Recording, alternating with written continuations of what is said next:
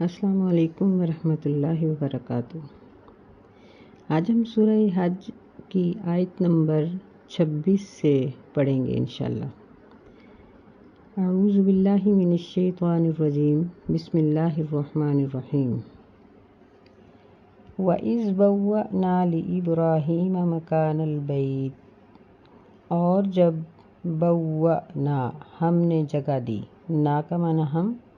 اور بوّأ یبوّأ کا معنی جگہ دینا، کسی کے لیے، کسی چیز کے لیے زمین کے کچھ حصے کو متعین کرنا۔ اور جب ہم نے ابراہیم علیہ السلام کو جگہ دی، مکان البیت، بیت اللہ کے بنانے کی یا بیت اللہ کی جگہ کی، اللہ تشرک بی شیئا، یہ کہ نہ شریک ٹھہراؤ میرے ساتھ کسی بھی چیز کو،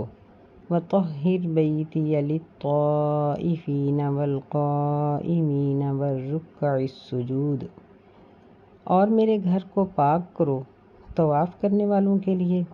اور قیام کرنے والوں کے لیے اور رکوع و سجود کرنے والوں کے لیے۔ وَأَذِّن فِي النَّاسِ بِالْحَجِّ، اور اعلان کر دو لوگوں میں حج کا یا حج کرنے کا، یأتوک رجالا وعلی کل ضامر، آئیں گے وہ تیرے پاس رجالاً پیدل چلتے ہوئے،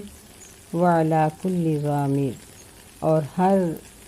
دبلی پتلی یا کمزور ہو جانے والی سواری پر، یأتین من کل فج عمیق، آئیں گے وہ تیرے پاس ہر دور کے راستے سے اور ہر مشکل راستے سے اور ہر دور کے راستے سے۔ حج کا معنی مشکل راستہ، حج اصل میں کہتے ہیں جو پہاڑوں کے درمیان چھوٹے موٹے راستے ہوتے ہیں، گھاٹیوں کے درمیان، تو ان رستوں پر چلنا بہت مشکل ہوتا ہے۔ اور عمیق کہتے ہیں گہرائی کو، کنویں کی طرح، جس طرح پنجابی میں کہتے ہیں نا ڈونگے پینڈے، یعنی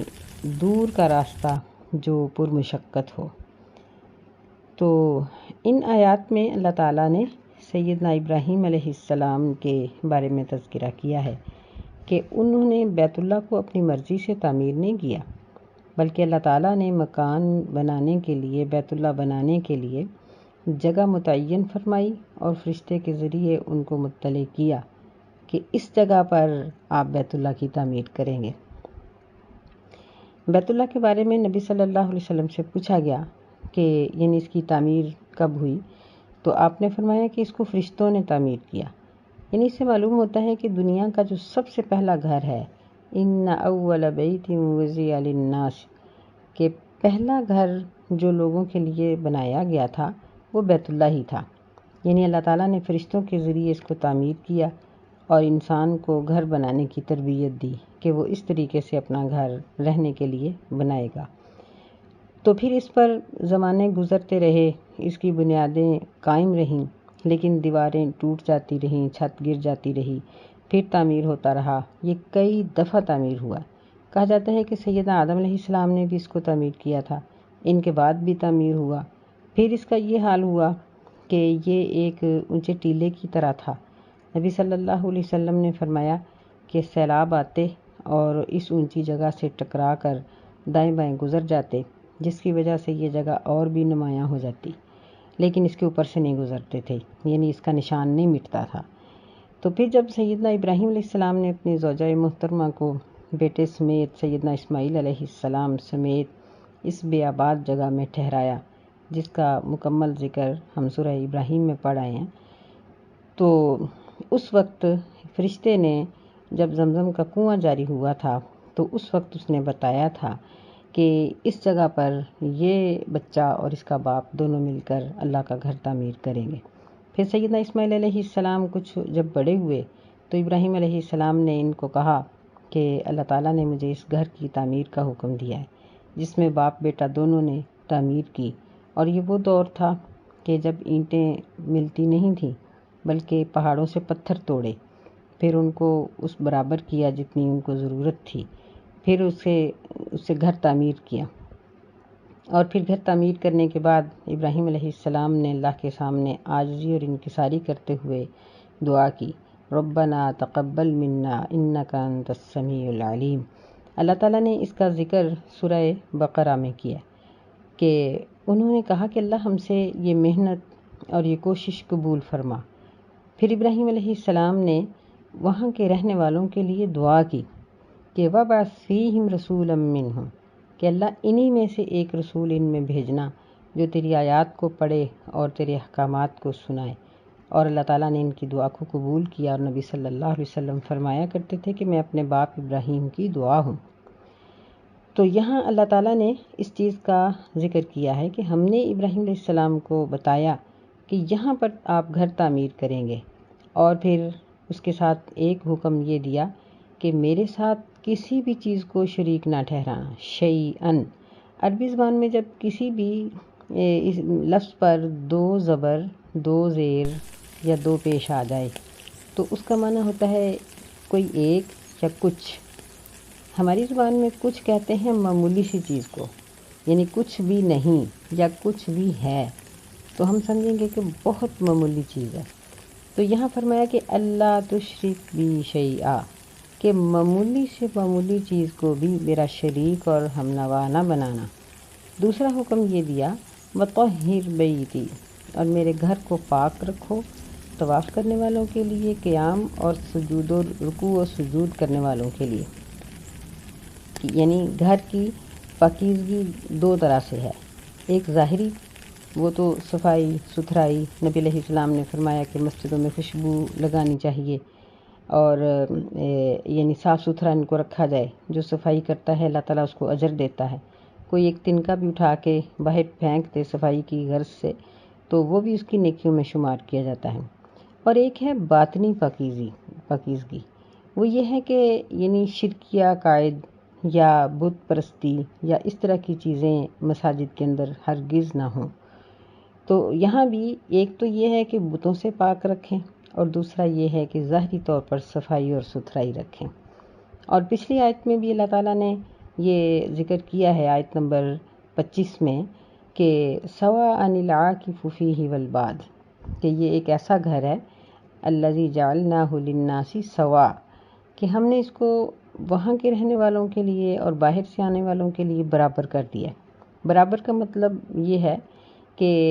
مسجد کے اندر باہر سے آنے والے یعنی غیر مکی اور مکی لوگوں کے حقوق برابر ہیں۔ لیکن یہاں یہ چیز نہیں سمجھنی چاہیے کہ مکہ کی زمین کو بیچنا، یعنی حرم تو حرم ہے نا، حرم کے علاوہ،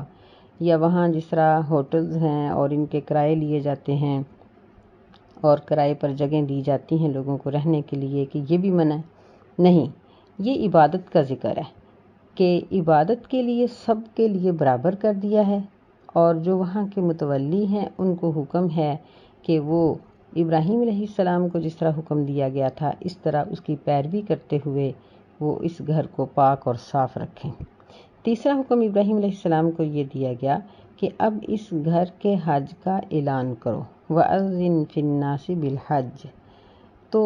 ایک ایسے دور میں جب لاؤڈ سپیکر نہیں ہے اور دور تک آواز پہنچنے کا کوئی ذریعہ نہیں ہے،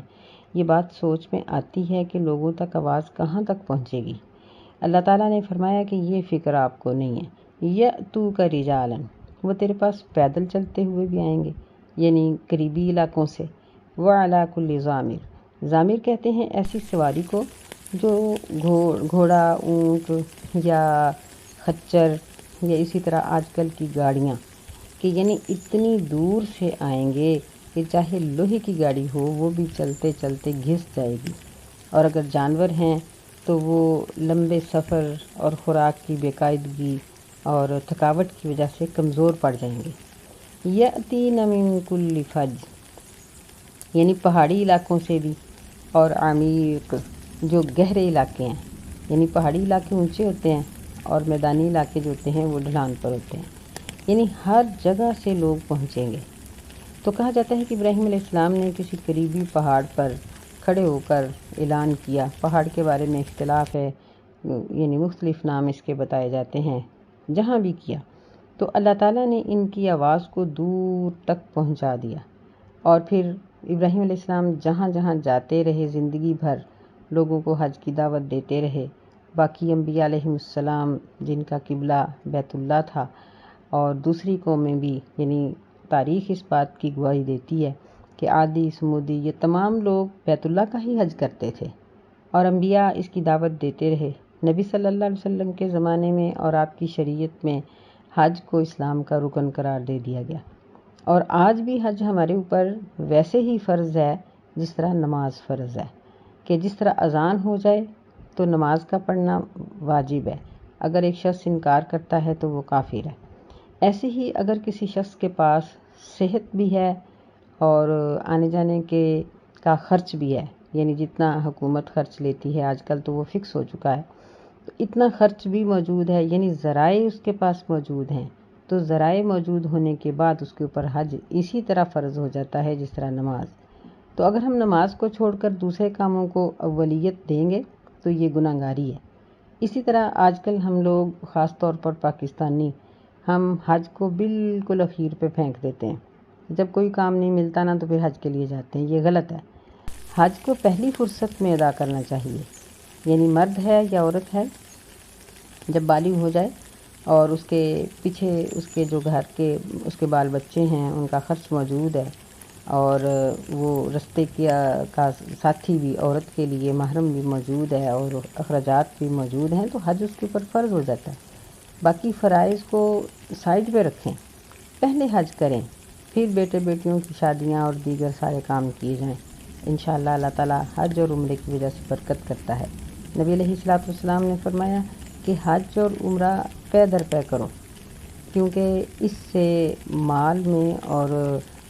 دولت میں برکت ہوتی ہے۔ تو جیسے ہی اپنے پاس اتنے پیسے موجود ہوں کہ راستے کا خرچ دیا جا سکے تو حج فرض ہو جاتا ہے۔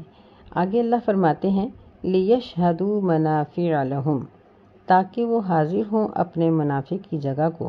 وَيَذْكُرُوا اسْمَ اللَّهِ فِي أَيَّامٍ مَّعْلُومَاتٍ، اور وہ اللہ کے نام کا ذکر کریں، فی ایام معلومات علی ما رزقہم من بہیمۃ الانعام، گنتی کے دنوں میں، فی ایام معلومات، معلوم دنوں میں، یہ معلوم کی جگہ جمع ہے، معلوم دنوں میں اس چیز پر اللہ کے نام کا ذکر کریں، ما رزقہم، جو اللہ تعالیٰ نے ان کو عطا کی ہے، من بہیمۃ الانعام، چارہ چرنے والے چار پاؤں پر، یعنی پالتو جانوروں پر وہ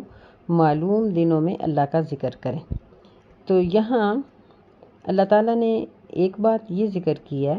کہ حج کرنے والے لوگوں کو حج کا اس لیے کہیں کہ وہ اپنے منافع کی جگہ پر حاضر ہوں۔ تو حج کا سب سے بڑا منافع یہ ہے کہ ایسا حج جس میں کسی قسم کی کمی کوتاہی نہ ہو، وہ گناہوں کا کفارہ بن جاتا ہے، اور حج کرنے والا یوں گناہوں سے پاک ہو جاتا ہے جس طرح پیدا ہونے والا بچہ بے گناہ ہے۔ دوسرا اس کا فائدہ یہی نبی صلی اللہ علیہ وسلم نے بتایا کہ حج اور عمرے پر خرچ کرنے کی وجہ سے مال میں برکت ہوتی ہے۔ پھر اس کا بہت بڑا منافع یہ بھی ہے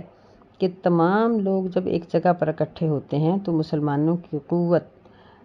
ساری دنیا کے سامنے واضح ہو جاتی ہے، اور مسلمانوں کی مضبوطی اور مسلمانوں کے یعنی غالب ہونے کا سب لوگوں کو پتہ چل جاتا ہے۔ اس کا ایک بہت بڑا فائدہ یہ بھی ہے کہ وہاں جس طرح مختلف ملکوں کے لوگ آئے ہوتے ہیں، ان کی زبانوں کی پہچان ہوتی ہے، ان کی شکلوں صورتوں کو دیکھا جاتا ہے، اللہ تعالیٰ کی قدرتوں کا وہاں اجتماع ہوتا ہے۔ پھر اس کا ایک بہت بڑا منافع یہ بھی ہے کہ حج ایک بہت بڑی تجارت کا ذریعہ ہے۔ اب دیکھیں کہ فرض کریں کہ اگر اس سال 40 لاکھ لوگوں نے حج کیا تو تقریباً 40 لاکھ جانور ہی وہاں ذبح کیے گئے ہوں گے۔ اب دیکھیں کہ جانوروں والوں کے لیے بھی تجارت کا موقع ہے، جو ذبح کرنے کے لیے ساری دنیا سے لوگ بلائے جاتے ہیں ان کے لیے بھی تجارت ہے۔ پھر اس کا جو گوشت حاصل ہوتا ہے وہ ساری دنیا کے غریب ممالک میں اب تقسیم کر دیا جاتا ہے۔ اب وہاں بہت اچھا انتظام ہے کہ گوشت ضائع نہیں کیا جاتا بلکہ فریز ہو جاتا ہے۔ گوشت تو گوشت رہ گیا، اس کی ہر چیز یعنی چمڑا، انتڑیاں، سری، پائے، ہر چیز محفوظ ہو جاتی ہے، اور غریب ملکوں میں یا تو تقسیم ہو جاتی ہے یا وہاں جو حاجی لوگ گئے ہوتے ہیں ان کے ناشتے اور ان کے کھانوں میں وہ خرچ ہو جاتی ہے۔ تو یہ کتنا بڑا، یعنی گوشت اور چمڑے اور ہر چیز کی تجارت کا کتنا بڑا موقع ہے۔ پھر جب اتنے لوگ جمع ہوتے ہیں تو وہاں پوری دنیا کی مصنوعات بیچی جاتی ہیں اور لوگ خریدتے ہیں، اور مکے کا یہ سب سے بڑا کاروبار ہی یہ ہے حج کا موسم، اور اب تو سعودی حکومت کے لیے بھی یہ بہت بڑا کاروبار بن چکا ہے عمرہ اور حج۔ تو فرمایا کہ یہ منافع کی جگہ ہے، لیکن یہاں جو خاص منافع ذکر کیا گیا ہے وہ پھر ہم ذکر کریں گے، اس بات کو یاد کریں گے کہ وہ ہے گناہوں کا معاف ہو جانا۔ وَيَذْكُرُ اسْمَ اللَّهِ، اور وہ معلوم دنوں میں اللہ کے نام کا ذکر کریں، یعنی جانوروں کو ذبح کریں اللہ کے نام پر، یعنی قربانی حج کرنے والوں کے لیے ایک بھی ہو سکتی ہے اور حاجی ایک سے زیادہ بھی قربانیاں کر سکتے ہیں۔ نبی صلی اللہ علیہ وسلم نے حجۃ الوداع کے موقع پر 100 اونٹوں کی قربانی دی تھی، اور گائے بیل جو تھے وہ اس کے علاوہ تھے، ہو سکتا ہے کہ چھوٹے جانور بھی ہوں، تو یعنی ایک سے زیادہ جانوروں کی قربانی دی جا سکتی ہے۔ فَكُلُوا مِنْهَا وَأَطْعِمُوا الْبَائِسَ الْفَقِيرَ، بس اس میں سے کھاؤ، وَأَطْعِمُوا، اور کھلاؤ، بائس یعنی جو بھوکے لوگ ہیں، اور فقیر جو مانگنے والے ہیں، یعنی جو بھوک میں ہیں جن کو طلب ہے ان کو بھی دو، جو مانگتے ہیں ان کو بھی دو، یعنی مانگنے والوں کو بھی اور نہ مانگنے والوں کو، یعنی حاجیوں کی قربانیاں وہاں کے مکے کے جو رہائشی ہیں وہ بھی حاصل کر لیتے ہیں، تو ان کے لیے بھی حلال ہے، جو فقراء ہیں ان کے لیے بھی حلال ہے، یعنی جس طرح غریب ملکوں میں اس کا گوشت تقسیم ہو جاتا ہے، فری تقسیم ہوتا ہے، اور اسی طرح یعنی ہمارے ملکوں میں بھی اس قسم کے تمام لوگوں، امیر غریب، ہر ایک کے لیے قربانی کا گوشت جائز ہے، اور وہ کھایا بھی جا سکتا ہے، سٹور بھی کیا جا سکتا ہے، اس میں کوئی حرج کی بات نہیں ہے۔ ثُمَّ لْيَقْضُوا تَفَثَهُمْ،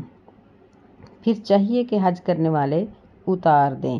تفثہم، اپنی میل کچیل کو، وَلْيُوفُوا نُذُورَهُمْ، اور چاہیے کہ وہ پورا کریں اپنی منت، اپنی نظروں کو،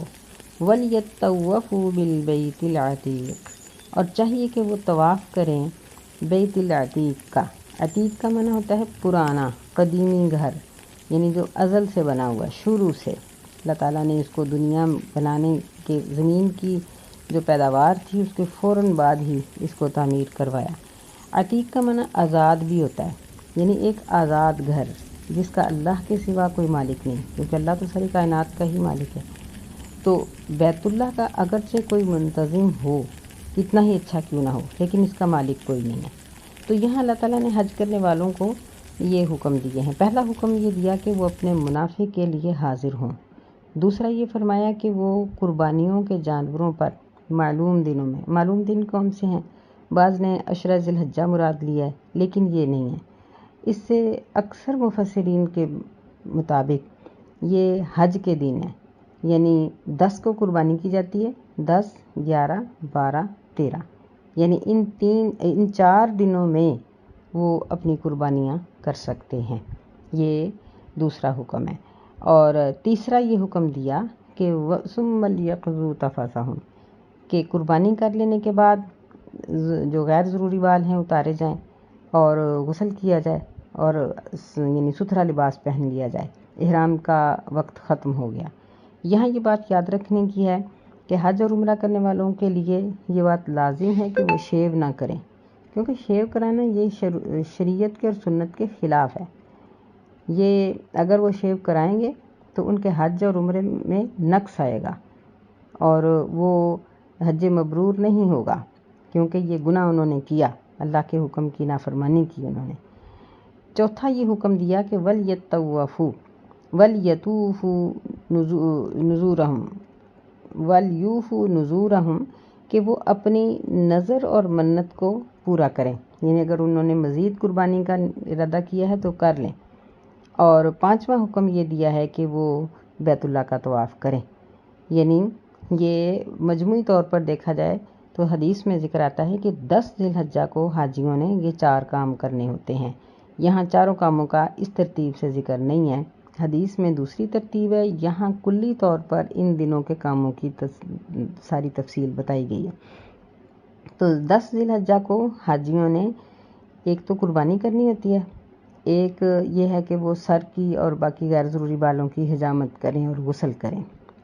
یہ سارا، اور قربانی کے اندر ہی نظر کو، منت کو پورا کرنا بھی شامل ہو گیا۔ تیسرا ہوتا ہے جمرہ کو کنکر مارنا، اور چوتھا کام ہے بیت اللہ کا طواف کرنا، جسے طواف زیارہ کہا جاتا ہے۔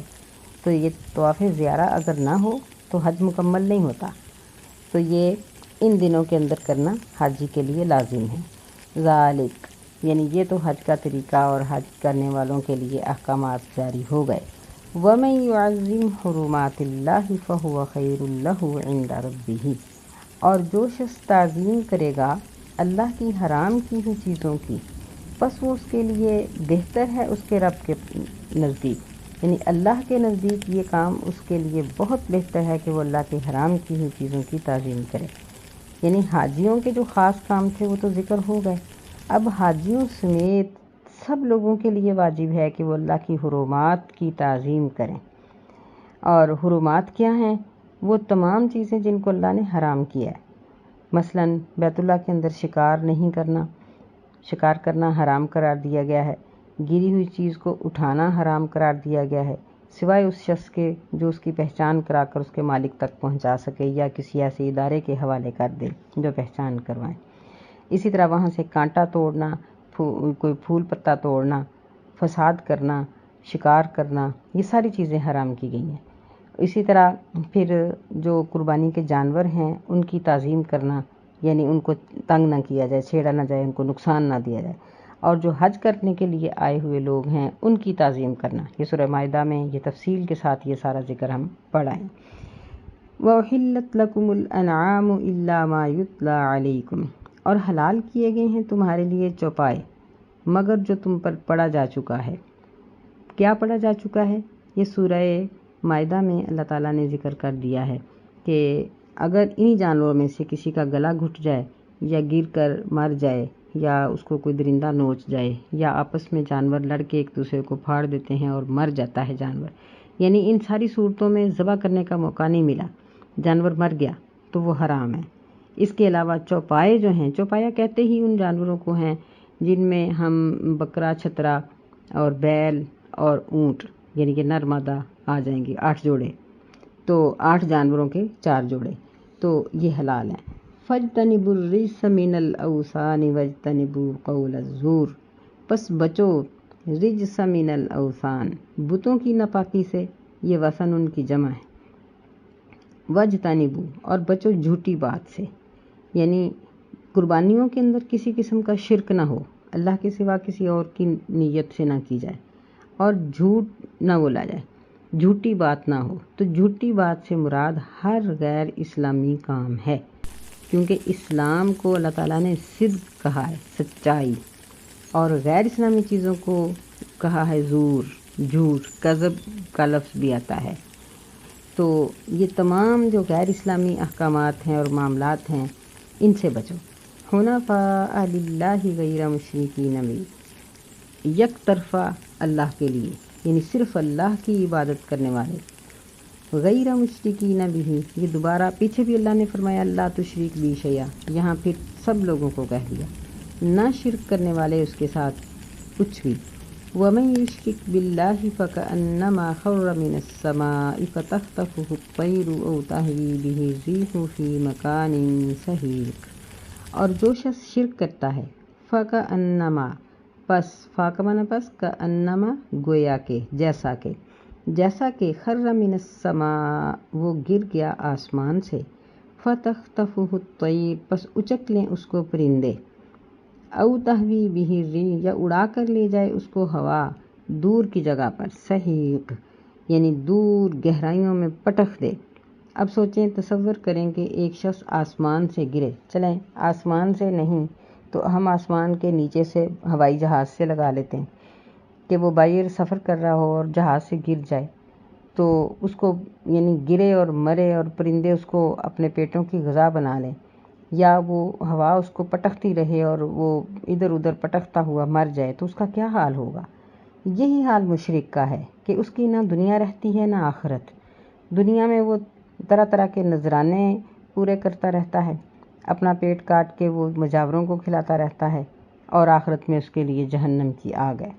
ذالک، یہ یعنی یہ مشرک کا حال ہے کہ اگر ایسا مشرک شخص حج بھی کرے گا تو حج جیسی عبادت بھی اس کی غیر مقبول ہے، اللہ تعالیٰ کو اس کی نہ قربانی قبول ہے نہ اس کا حج قبول ہے۔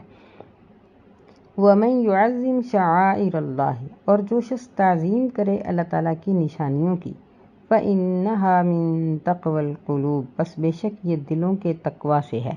یعنی دل کا تقویٰ اس بات سے ظاہر ہوتا ہے کہ کوئی شخص اللہ کی نشانیوں کی تعظیم کرے۔ اب اللہ کی نشانیاں کون سی ہیں؟ یعنی فطری چیزیں۔ اب دیکھیں کہ فطری چیزوں میں سے مرد کے لیے داڑھی، عورت کے لیے پردہ۔ تو اگر کوئی داڑھی کی تعظیم ہی نہیں کرتا، اس کو اتار پھینکتا ہے، روز اٹھتا ہے اور روز اس کو منہ ڈالتا ہے، تو وہ اللہ کی نشانیوں کی تعظیم تو نہ ہوئی۔ پیچھے اللہ تعالیٰ نے حرمات کا ذکر کیا، یعنی خاص وہ چیزیں جن کا اللہ تعالیٰ نے حرام کہہ دیا ہے، جس طرح میں نے پہلے ذکر کیا ہے کہ مثلاً وہ سب چیزیں جو حاجیوں کے لیے یا حاجیوں کی ہیں اور غیر حاجیوں کے لیے ان کی بے حرمتی حرام کی گئی ہے، منع کی گئی ہے۔ اور یہاں یہ نشانیوں کا ذکر ہے، یعنی انسان کو اللہ تعالیٰ نے جو فطری چیزیں عطا فرمائی ہیں، اللہ تعالیٰ کی دنیا میں جتنی بھی نشانیاں ہیں، جتنے بھی احکامات ہیں، جو ان کی تعظیم کرے گا، اس کا تعظیم کرنا اس بات کو واضح کرے گا کہ یہ متقی ہے، یہ اللہ سے ڈرتا ہے۔ اور جو ان کی تعظیم نہیں کرے گا، چاہے وہ شور بچائے کہ میں متقی ہوں، مجھے اللہ سے بڑا ڈر لگتا ہے، وہ اللہ کے نزدیک متقی نہیں ہے۔ لَكُمْ فِيهَا مَنَافِعُ إِلَىٰ أَجَلٍ مُّسَمًّى، تمہارے لیے اس میں منافع ہے مقررہ مدت تک۔ ثُمَّ مَحِلُّهَا إِلَى الْبَيْتِ الْعَتِيقِ، پھر اس جانور کا حلال ہو جانا ہے قدیمی گھر کی طرف۔ یعنی عرب لوگ جب اونٹ پر یا بیل کو قربانی کے لیے مخصوص کر لیتے تھے تو پھر اس سے فائدہ اٹھانا ممنوع سمجھتے تھے۔ یعنی بیل کے بھی پیچھے گاڑی شاڑی باندھ کے سفر کیا جا سکتا ہے اور اونٹ کے تو اوپر سواری ہو جاتی ہے، تو وہ اس کو پیدل چلاتے تھے، یعنی خود پیدل چلتے تھے اور اس کو علیحدہ چلاتے تھے۔ تو نبی صلی اللہ علیہ وسلم نے بھی ایک اس طرح جانے والے کو دیکھا تو کہا کہ سواری کرو اور پھر جا کر ذبح کر دینا۔ اگر وہ ڈاچی ہے، اونٹنی ہے، تو اس کا دودھ پیو، بکری ہے تو دودھ پی لو۔ ویسے دودھ دینے والے جانور اور بچہ دینے والے جانور کی قربانی سے بچنا چاہیے، لیکن اگر کوئی مجبوری ہے تو اس کا دودھ پیو، اس پر سواری کرو، لیکن اس ایسے طریقے سے کہ وہ بے داغ رہے، اس کے اوپر کوئی داغ نمایاں قسم کا کوئی نقص اور عیب نہ آئے۔ تو سواری بھی کی جا سکتی ہے اور اس کا دودھ وغیرہ بھی استعمال کیا جا سکتا ہے۔ اگر وہ جانور زندہ جب تک ہے تو ہم اس کی اون وغیرہ اتار کر بھی بیچ سکتے ہیں، اس میں کوئی حرج کی بات نہیں ہے۔ لیکن جب ہم اس کو قربانی کے لیے مخصوص کریں گے اور ذبح کر دیں گے تو پھر اس کے پالان، اس کی رسیاں اور اس کی تمام چیزیں اس جانور کی جو ہوتی ہیں وہ صدقہ کر دینی چاہیے، ان کو پھر بیچنا نہیں چاہیے۔